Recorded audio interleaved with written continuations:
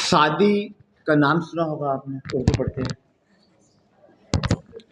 وہ اپنے والد کے ساتھ ایک دن جا رہے تھے جامع مسجد، اور اتفاق سے ان کے پاؤں میں جوتا نہیں تھا، اور وہ شاکر ہو رہے تھے رب پہ کہ پروردگار تو نے مجھے اتنا غریب بنایا کہ میرے پاؤں میں جوتا ہی نہیں ہے۔ تو جاتے جاتے جب جامع مسجد کے گیٹ پہ پہنچے تو انہوں نے وہاں دیکھا کہ ایک معذور بندہ بیٹھا ہوا ہے جس کے دونوں پاؤں نہیں ہیں۔ تو رب کے آگے سر پر سجود ہو گیا کہ میرا مولا تیرا شکر ہے پروردگار، میرے پاس جوتے نہیں ہیں تو کیا وہ پاؤں تو ہیں، میں اپنے پاؤں پہ تو چل رہا ہوں نا۔ تو اسی طریقے سے ایک دن وہ جا رہے تھے عید پہ اور اپنے والد کا بازو پکڑے ہوئے، اور راستے میں بازو چھوٹ گیا اور وہ گم ہو گئے۔ تو بیٹا یہ دو باتیں کرنے کا مقصد صرف یہ ہے کہ آپ کو ہر حال میں اس کا شاکر ہونا چاہیے، اور جب آپ اپنے سے اوپر والے کو دیکھیں گے تو آپ کے اندر ناشکری پیدا ہوگی، اور جب آپ اپنے سے نیچے والے کو دیکھیں گے تو اس کے شکر گزار ہوں گے۔ تو اسی لیے بیٹا ایک تو یہ، دوسرا لیسن آپ کو یہ ملتا ہے کہ جب تک آپ نے اپنے بزرگوں کے ہاتھوں کو تھام کے رکھا ہوا ہے تو آپ راہ راست پہ جائیں گے، اور آپ نے بزرگوں کو چھوڑ دیا تو سمجھ لیں کہ آپ بھٹک جائیں گے۔ آپ کے اساتذہ جو کھڑے ہوئے ہیں، آپ کے جو والدین کھڑے ہوئے ہیں، وہ ہمیشہ آپ کے ساتھ مخلص ہیں، وہ کبھی بھی نہیں چاہیں گے کہ آپ کو کوئی غلط راستے پہ ڈالیں۔ تو اس لیے بیٹا آپ اپنے بزرگوں کے بتائے ہوئے راستے، اساتذہ کے بتائے ہوئے باتیں، ان پہ جب آپ عمل کریں گے تو یقیناً آپ کچھ سیکھیں گے۔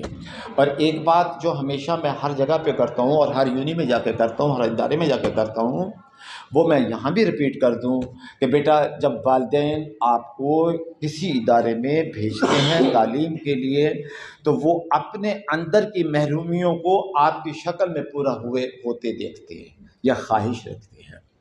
تو بیٹا اسی لیے اپنے والدین کے خوابوں کو چکنا چور نہیں کیجیے گا، اور بیٹیوں کو میں اسپیشلی کہوں گا کہ اپنے والدین کے اعتماد کو بیٹا کبھی ٹھیس نہیں دینا۔ یہ تو میری ایک مختصر سی بات ہو گئی آپ تک پہنچنے کے لیے۔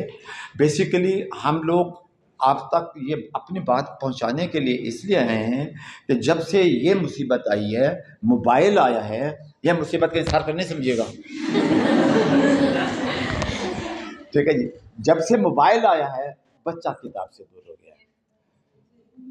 جو ہمیں ماں باپ والدین سے نصیحت سینہ بہ سینہ ملتی تھی، جو باتیں وہاں سے ملتی تھیں، اب وہ نہیں مل رہی۔ اس میں ہمارا قصور زیادہ ہے کہ جب ہم اپنے والدین کو ٹائم ہی نہیں دیتے، ہم موبائل میں اتنے گھسے ہوئے ہیں تو ہمیں کہاں سے نصیحت اور کہاں سے اچھی باتیں ملیں گی۔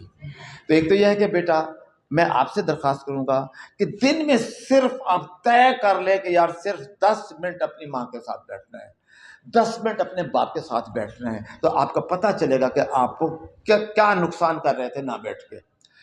ایک چیز بیٹا، ہم صدف کے نام سے میگزین خانپور سے نکال رہے ہیں، سیماہی ہے یہ، اس میں ہم نے بچوں کو چانس دیا ہے کہ تاکہ آپ اپنی تحریریں لکھیں۔